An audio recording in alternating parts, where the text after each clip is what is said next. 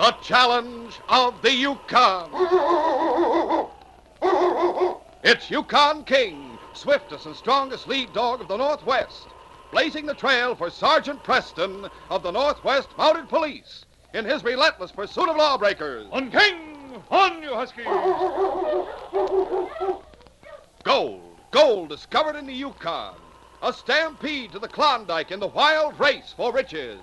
Back to the days of the gold rush, with Sergeant Preston and his wonder dog, Yukon King, as they meet the challenge of the Yukon.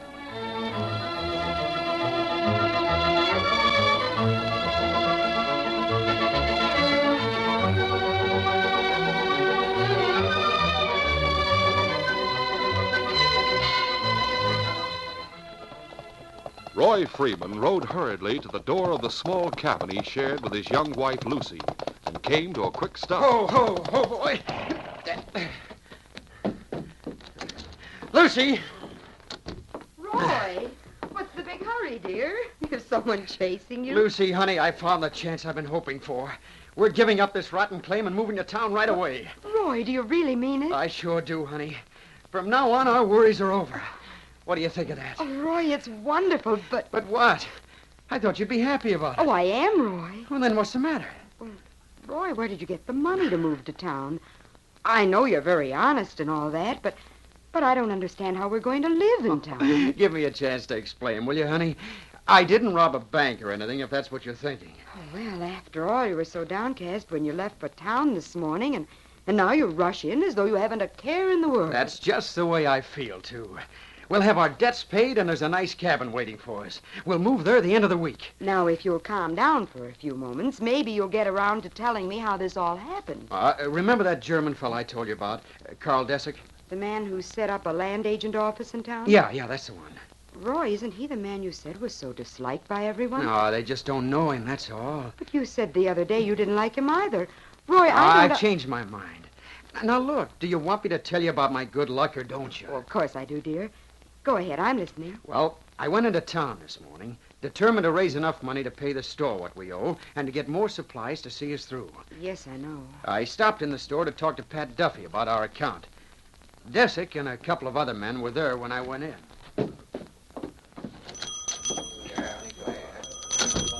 Well, if it isn't me young friend Roy Freeman. Morning, Pat. I came to talk to you about my account. Oh, sure, and you needn't go worrying about that, lad. I know you'll pay up when you can. Well, you know I'll pay when I get it, Pat, but I know now our claim isn't any good. It may be some time before I can pay you. I'll wait, me boy. Don't upset yourself about it. Now, what do you have? Did you come for something? No, thanks, Pat. As long as I can't see my way clear, I'm not going to run the bill any higher. Wish no, lad. You must be most out of supplies by this time. Frankly, we are, but we'll make out somehow. Maybe I can find a job someplace. I wouldn't be too sure, Roy. There's plenty of chachacos in town who are down on their luck and willing to work at anything for the price of a meal. I guess you're right about that.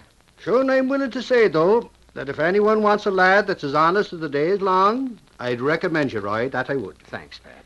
Everybody knows about the time last year when old man Mooney gave his cabin and claim to you because he thought it was no good. And how you made him take it back when you struck gold. He wouldn't have given it to me had he known gold was there, Pat. I just couldn't keep it. It didn't really belong to me. Uh-huh. That's what I mean about you being so honest. Anybody else would have told Mooney to go fly a kite. Maybe not. Anyway, I'll be in again to keep in touch with you. So long, Pat. Good morning to you, Roy, me lad. Well, I left the store and walked up the street. A few minutes later, Dessick came up behind me. What did he want? I'm coming to that, honey. He had a tough-looking man with him and was all out of breath when he finally caught up to me and spoke. Freeman! Roy Freeman, wait a minute, please. We followed you from the store. I overheard your talk with the storekeeper a few moments ago. Oh? You're Mr. Dessick, aren't you? That's right. This is Leon Coates, who works for me. Hi, Freeman. Hello, Leon. Did you want something, Mr. Dessick? You are in need of work, isn't that so? Yes. What Mr. Guffey said about your honesty has impressed me very much, Freeman. Oh, Pat means well, but sometimes he talks too much. What he said a while ago is for your own good. I need an honest young fellow like yourself. I could use you in my business. Well, you're in the land business, and I'm not a judge of claims, Mr. Dessick. The claim I picked out proves that. No, I do not need you as an appraiser, my boy. You speak well. People like you. You are honest. Well, Leon works for me. He will tell you I'm easy to work for. And I pay well, eh, Leon? Sure. Freeman'd be a fool to turn down a job when he needs one so much. What sort of work would it be, sir? Oh, taking papers to people for them to sign, looking after the office, things like that. Well, I do need work, but... I have just taken over a nice furnished cabin on the edge of town. You could move in there. You mean rent-free? Of course. Besides, I'll pay you $50 a week. And at times, there'll be commissions. But I still don't understand Oh, why wait, you want... wait. Perhaps you dislike me, huh? Oh, I didn't say that. You people in this big new country are quick to dislike anyone who comes from the other side and speaks your language with an accent. Oh, you're wrong about that, sir. I know lots of people who came here from different... Never mind. It isn't important. If you do not care for my proposition... Oh, no, I'll take the job, of course. This was all so sudden, like... Fine. You move to town the end of the week, eh? When your salary starts as of now. Come to my office in the morning to begin working. And that's how it stands, honey. We get a furnished cabin, and I'm already on Desick's payroll. What do you think about it? Oh, it sounds wonderful, Roy. But I'm puzzled a bit about why he wants you with him.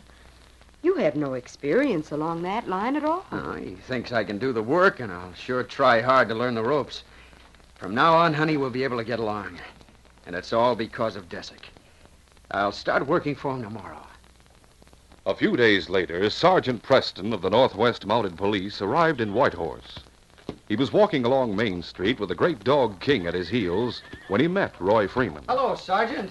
Hi there, King. Oh, hello, Roy. You're looking happier than when I last saw you. Things have straightened out for Lucy and me, Sergeant.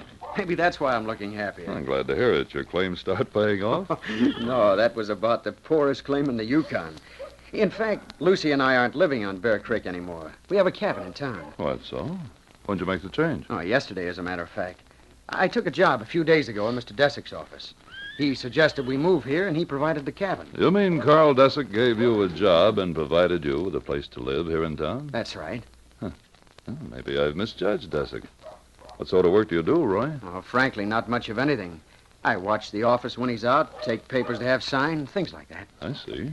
What'd you do with your cabin and claim? Well, I offered it to Pat Duffy as security for the bill we owe. But he said it wasn't worth anything since no one would buy a worthless claim. Pat owns several no-good claims people turned over to him for unpaid bills. I know, Sergeant. Anyhow, Carl Desick said he'd take it off our hands for the amount due Pat, so we closed the deal. Huh?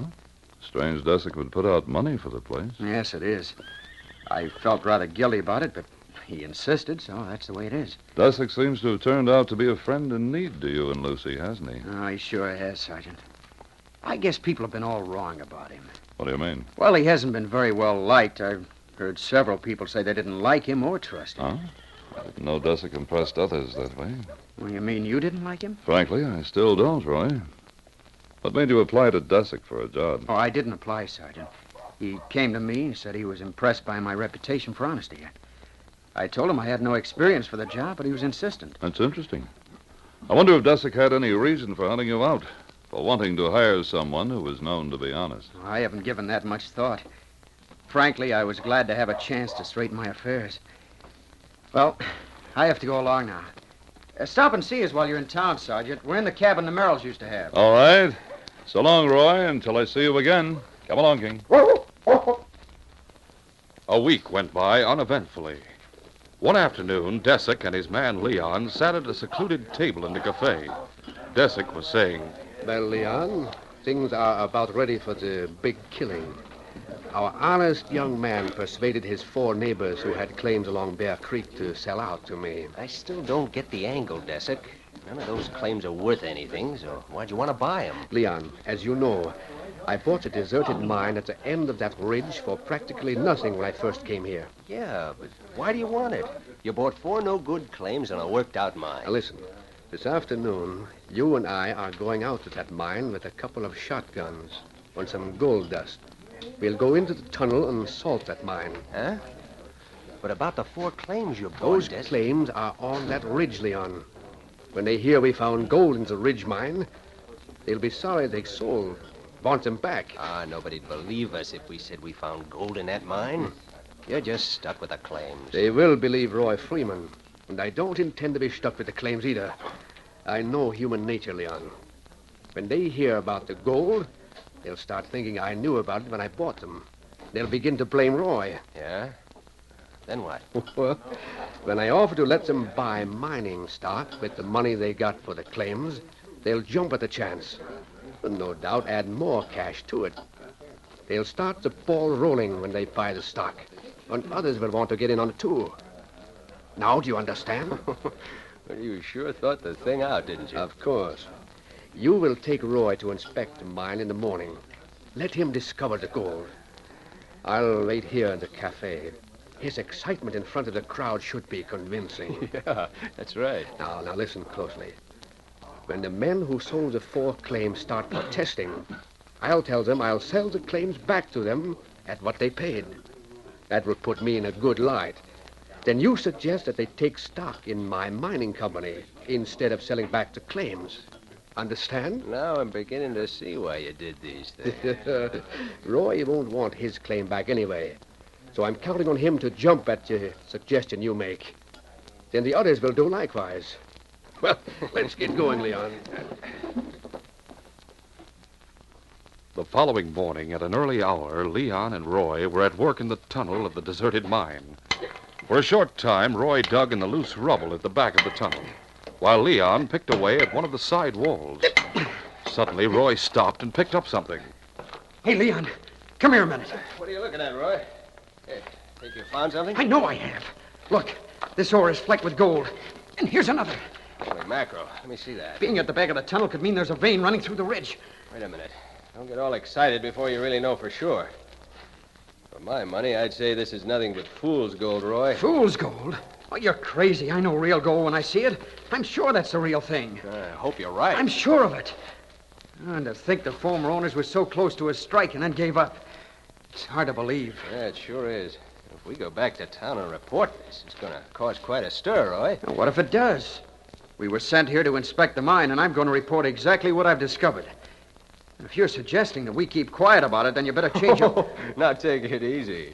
I see what people mean when they say you're so honest. Now, let's get back to town and find Desick. Then you can tell him what you please. Now, let's get going. All right.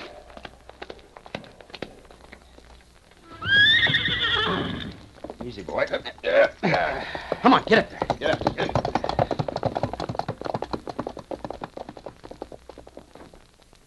Desick sat alone at a table in the crowded cafe, patiently waiting for Leon and Roy to return from their inspection of the mine. Finally, the door opened and Roy rushed in excitedly, followed by Leon. Roy, looking for me? Yes, Mr. Desick. We just came from the old mine. I brought this piece of ore back with me. And look, it's full of gold. Gold? Are you certain? Sure it's gold. Leon and I were digging in the rubble at the back of the tunnel. That's where we uncovered it. I still say it might be fool's gold, Mr. Desick. Let me see that ore, will you? Of course. Show it to him, Roy. Oh, here. I'm sure it's gold. Yep. That's the real stuff, all right. You sure this came from the old mine, Roy? You can take my word for it, Hank. I dug that out myself. This could mean there's an uncovered vein running right back into that ridge. Roy got me to sell my claim to Desick. Yeah, sold mine, too, up on that ridge. Maybe Desick knew about this gold all the time. Oh, now, wait a minute, all of you. Now, look, Mr. Desick. I acted in good faith getting these men to sell their claims. I signed over my claim to you, too. Now, if you did know about this... Now, Roy, don't jump to conclusions. How could I have known? You just found out about that gold. I know, but But still... you need not worry. Any of you. I'll sell those claims back to you if you like. Sure. I'm going to form a company and work that mine on a big scale. That is, if I can find a way to raise more capital to do it. Say, I was thinking, if these men are willing, Mr. Desick, why not let them give back the money you paid for their claims, and you sell them stock in the company? Well, I don't really know, Leon. They may prefer to have back their claims. Now, what about? Of course, if the main tunnel of the mine through the ridge was worked on a big scale, they'd all profit more than if they tried to dig into the ridge from each separate claim. No. I guess I'd better just give up the claim. No, wait. If we each left those claims as land belonging to the company and then bought stock with the cash we have, you could use the money for equipment and maybe sell more stock and expand the company. Hey, Roy, we're with you on that. Yep, I'm for it. Well, Desick, what do you say? I'll give back my money and more, too, to get stock. Well, since you insist, come to my office in the morning, and we'll sell stock to any who want to buy. Up to a limit, of course. The Ridge Mining Company will be the talk of the Yukon. The following morning, Desick's office was filled with men who wanted to buy stock in the mine. After several $1,000s had been taken in, Desick spoke. Well, gentlemen, you are all stockholders in the Ridge Mining Company. Luckily, I had the foresight to form the company and to have stock certificates drawn up in case the mine did produce. But there's one change I'm going to make at once. What's that, sir? Roy, these men all know and trust you. I decided to make you general manager of the company so that you can look after their interests. Gosh, I don't know what to say. That's all right with us. Yep, we know we can trust Roy. I'll make arrangements at once to start work at the mine. And now I suggest we all go to the cafe and celebrate at my expense. Later that morning, Desick left the cafe alone and went to his office, where he was busy cleaning out his desk. More papers. A short time later, Leon entered hurriedly. Desick, I just heard something. Oh, what is it you heard? That old prospector Hank was talking to a sourdough as a cabin unit on the mine there. The sourdough used to work in the mine. What of it, Leon? He talked old Hank into going out later this afternoon to his cabin, getting a couple of picks and walking over to investigate the mine. The sourdough suspects something. I see. Bring our horses around to the back. And get a can of blasting powder and a long fuse. What are you going to do? We'll put the blasting powder back against the wall in the tunnel and run the fuse up through the air shaft. We'll be watching from up on the ridge. When we see them enter, we'll light the fuse. What about when the bodies are found? People won't expect work to start in the mine for several days yet.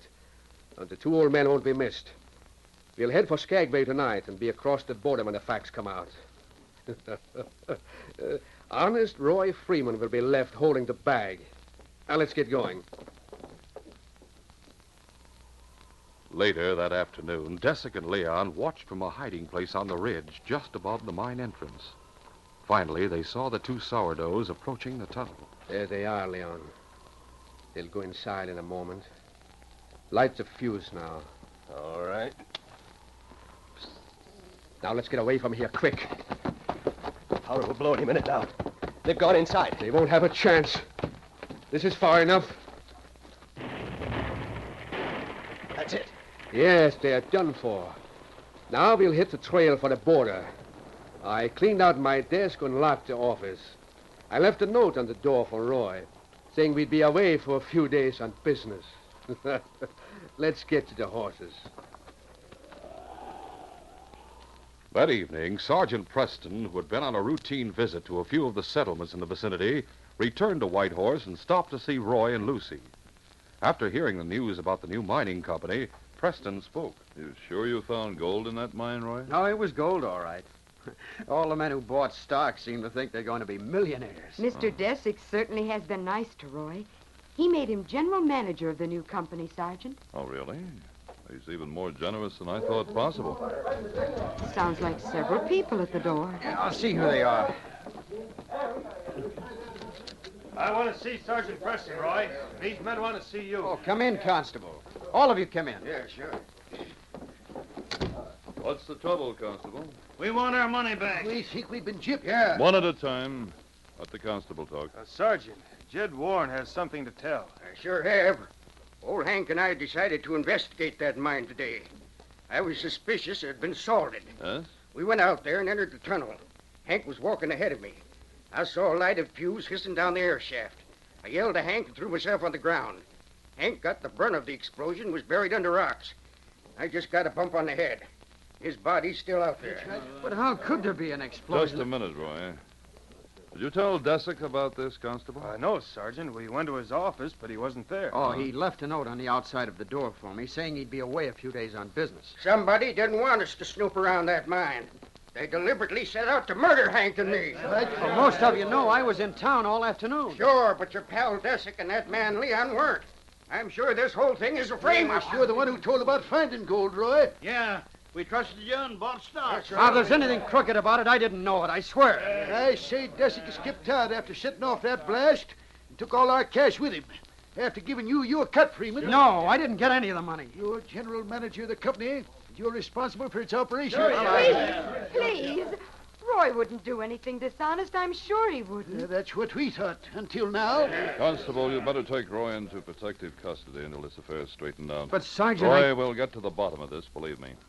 When we do, you'll be cleared if you didn't have anything to do with it. Come on, Constable. King and I will go with you and Roy. And we'll investigate this matter thoroughly. Let's go, King. Come on, boys. Let's go. Sergeant Preston will have you.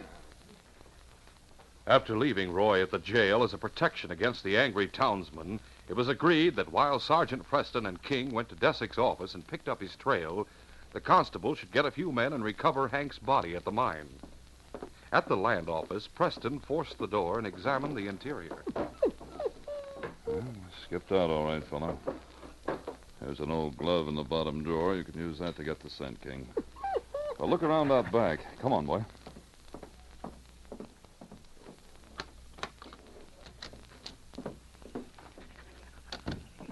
Left by the back way. I see the hoof tracks. All right, King, I'll get my horse and we'll trail them. Let's go, fella.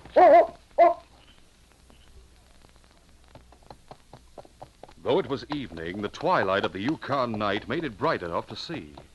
The trail led King and Preston to the ridge near the mine air shaft. Hold, Blackie. Hold there. Steady.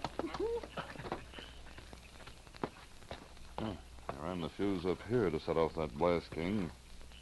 Constable, the men haven't arrived at the mine yet, but we won't wait. Let's get going after Desick, King. Steady, Blackie. Find him, King. Fine, fella. Get up, Blackie. Come on now.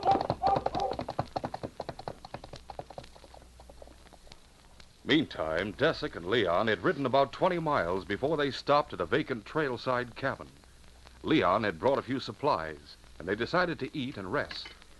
As they sat having coffee, Leon was saying, You don't intend to spend the night here, do you, Desick? We wasted 2 hours already. We'll get a few hours sleep, Leon, then start out. Remember, we'll have several days' start before anyone suspects anything. I hope so. But if those 2 bodies are found in a mine... What if they are? No one can prove we did it. And as for the investors in our company, honest Roy Freeman will have to handle them. You sure played him for a sucker. What a dope. His reputation for honesty and his need for cash played right into my hands. Good evening. Hey, a Mountie. Yes, and with a gun covering both of you. Come on in, King. There's no need for the gun, Sergeant. You have nothing on us. No? Why did you clean out your office and leave town so quickly, Desick? Oh. So it's the fools who have bought stock in the mine company think I have run off with their money, huh? Exactly. Desick, you said they wouldn't find out. Shut up, Leon. Sergeant, if that is what they think, I shall go back with you. We'll give them their money. Then we shall leave on our trip. You're going back, but you won't be leaving, Desick. Oh, of course we shall, Sergeant. There will be no charge on which to hold us. Except, perhaps, the charge of murder. Murder? You must be joking. You have a grim idea of a joke, Desick. I'm not stupid, Sergeant. No one can prove murder against us. That's right. They can't prove we set off that blast at the mine. I didn't mention a blast at the mine. The fact that you did is proof enough. Leon, you fool. Get your things. You're under arrest in the name of the Crown. You're not taking me back? Desick suddenly flung himself from the chair at Preston's knees, knocking the Mountie off his balance. Let go! Shoot him, Leon, quick! I'll get him. As Leon went for his gun, the great dog King sprang forward with a snarl, grabbing his wrist. A dog! Take him off! Take this, Desick. Down, King. Down, fella. Watch him, boy. Now I'll bring Desick to, and then we'll start back to Whitehorse. It was late morning when Sergeant Preston and King arrived at the jail with their 2 prisoners, Desick and Leon. Leon, frightened by the turn of events, talked freely in front of the constable, Roy, and the sergeant. Desick planned the whole thing. He would have killed me if I hadn't helped him set the blast off. He figured no one would find the bodies for several days, and they wouldn't find out about salt in the mine. Go on. Shut up, Leon. You've said enough. Desick, everything you gained because of the Ridge Mining Company was the result of fraud and deceit. You might receive some leniency in court later if you sign a paper relinquishing the cash and all your stock holdings to the Ridge Mining Company. Well, since the stock is valueless, I might as well do so. Here are paper and pen. Now go ahead. Sign over your holdings. Very well. All you could do with stock in that company would be to paper the cabin walls with it. It states briefly that I hereby turn over my holdings and the cash to the company. Here, keep this, Roy.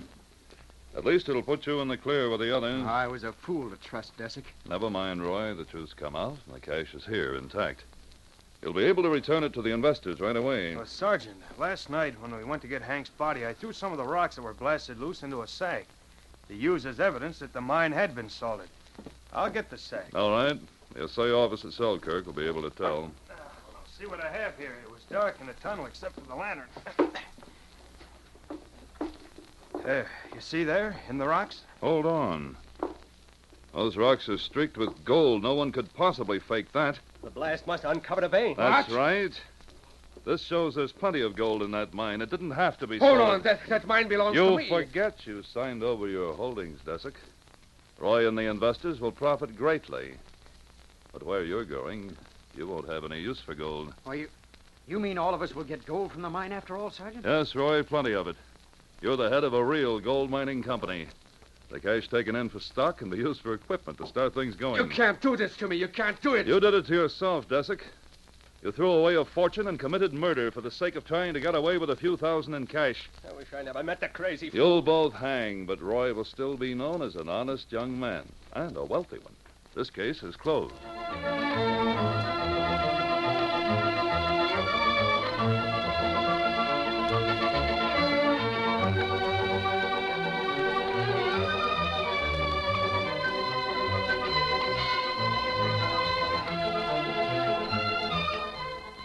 In our next adventure, in his office at Mounted Police Headquarters in Dawson, Inspector Conrad was speaking to Sergeant Preston. Sergeant, I'm afraid we'll have to hold that young mining engineer, George Haywood, for the murder of Dave Kyle.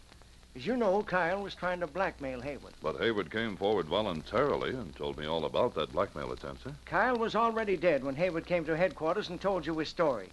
It may have been just a clever move to throw off suspicion. Well, I still believe he's innocent, sir. I'd like a chance to prove it. You'll have your chance. But in the meantime, I want you to place Haywood under arrest. George Hayward is trapped in a web of murder. And when Sergeant Preston tries to clear him, he may find himself facing death at the hands of the real killer. Be sure to hear this exciting adventure next Saturday. These radio dramas, a feature of the Challenge of the Yukon Incorporated, are created by George W. Trendle, produced by Trendle Campbell Enterprises, directed by Fred Flowerday, and supervised by Charles D. Livingston. The part of Sergeant Preston is played by Paul Sutton. They are brought to you every Saturday and Sunday.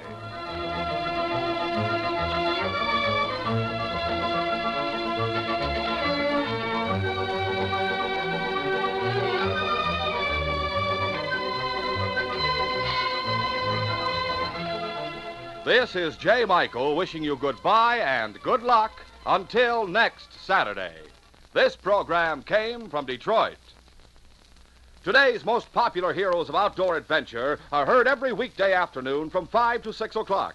Monday, Wednesday, and Friday, Mark Trail roams the wilderness. Clyde Beatty defies the beasts of the jungle. And Victor Borga entertains with 5 minutes of musical laughs.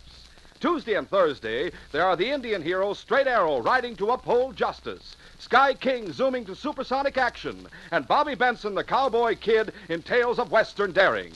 Listen to Mutual's Hour for Fun with Mark Trail, Clyde Beatty, Victor Borga, Straight Arrow, Sky King, and Bobby Benson over most of these stations every weekday afternoon. This is the Mutual Broadcasting System.